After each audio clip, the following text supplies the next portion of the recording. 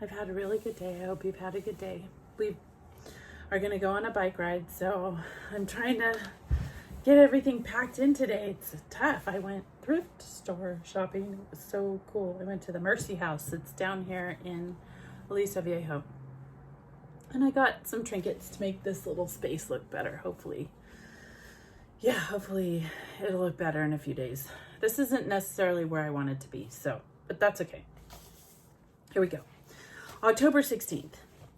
Human history is not a battle of good struggling to overcome evil.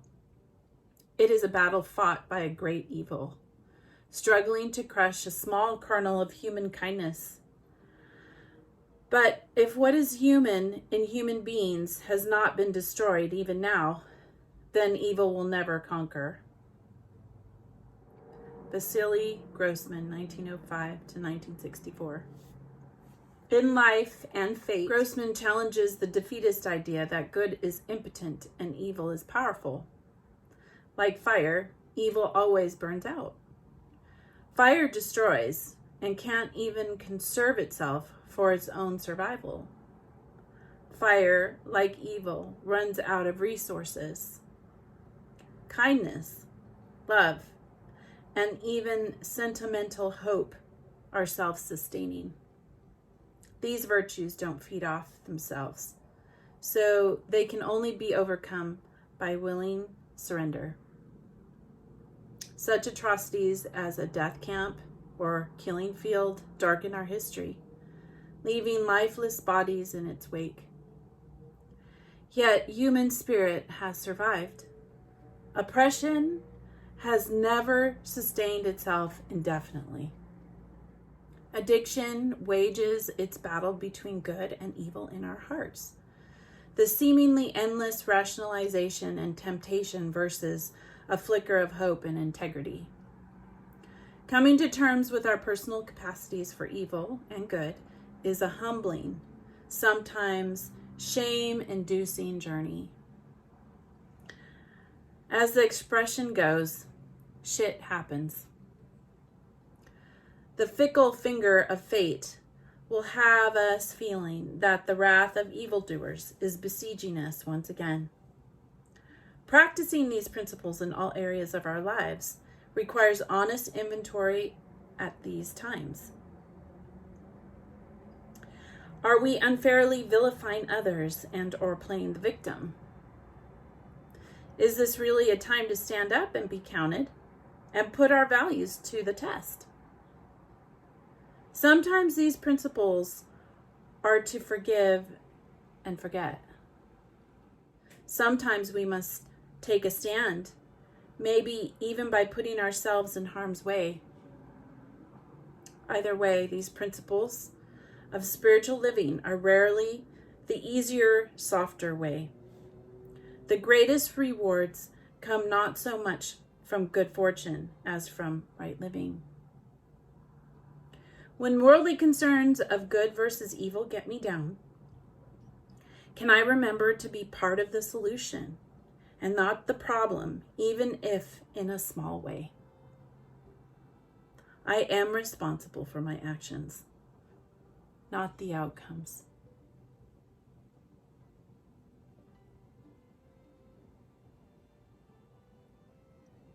I like this. I think there's a lot of weight lifted off my shoulders. I don't have to fix anything or fix anyone because it depends on their lives. All I have to worry about is me.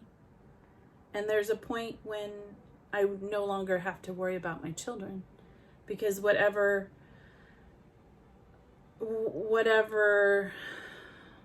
I did in their lives to help them see certain things in life. Building good habits for them.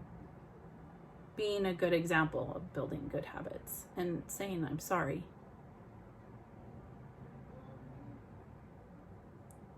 Those things make a difference. So making sure that I give my girls good good tools, that I give them good tools so that they can continue to be kind and loving and have hope, despite the fact that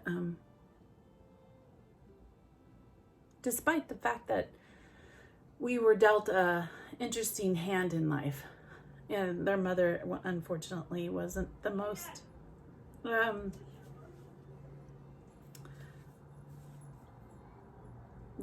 their mother was a little bit difficult to deal with when it came to religion. And I think that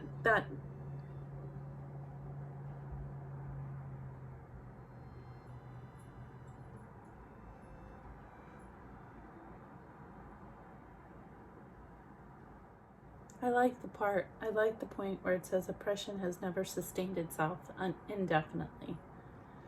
Generally, people will open up and see things for what it is. It may take time, but they generally see where there was rationalization to the point of neglecting what was really right. I have hope for people who have been in cults. I have hope for people that are in them. If they just let themselves learn things, if they get an opportunity to learn things with an open mind. I do believe that evil will eventually be, you can see it. You will eventually see it and then change. Or hopefully change and then help others to see that it's wrong. Something is wrong. And we're survivors. I don't see myself as, I think we've been victimized, but also I see myself as a survivor. And in this adventure of learning, it's amazing to see what you can get through. I don't necessarily think I want to forgive. I can forget it, I can leave it and let it go, but I don't necessarily want to forgive. There are things that I won't forgive. Yeah, and I feel like I've got to let that go, but I'm not going to have to. I'm not going to put myself through more frustration just to try and make myself be more forgiving.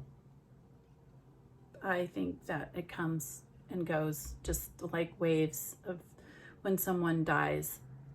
I think you think you can't get through it, and then you get through the day, and then you actually just get through the second, and then you get through the minute, and then you get through the hour, and then you get through. So I just think if anybody's had someone who has died and you have frustration, but you kind of never get over it. And the same with things that have happened to your family or to you. I don't necessarily feel like you have to forgive it. You can just move through it. That's my take on it, because that's just me. Everybody feels a little differently. But I don't feel like I have to always put myself in that groove of forgiveness all the time and just never seem to get out of it. I don't want to do that. But I know there's always a solution to problems. And it's just another way of looking at it. If you have a problem, there's somebody that can see it differently. And sometimes it's just a matter of seeing it differently. And then that pushes you in a direction. When I ask for help, I do ask for help. I call people. I've been in a position where I can not even think about what I'm doing, and I call someone because I need them to help me just see things differently. So if you can call someone you feel safe with, then yes, talk through it. I like that. And oppression eventually people get tired of being oppressed.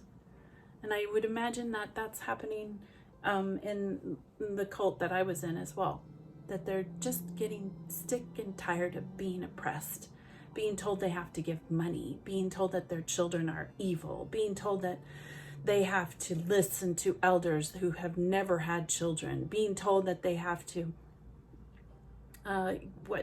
there's so many things that, as in my cult, that we were told, you have to forgive. You have to forgive a child molester.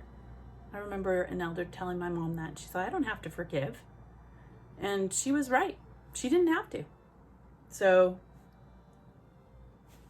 lots of information in today. And now I get to ride my bike.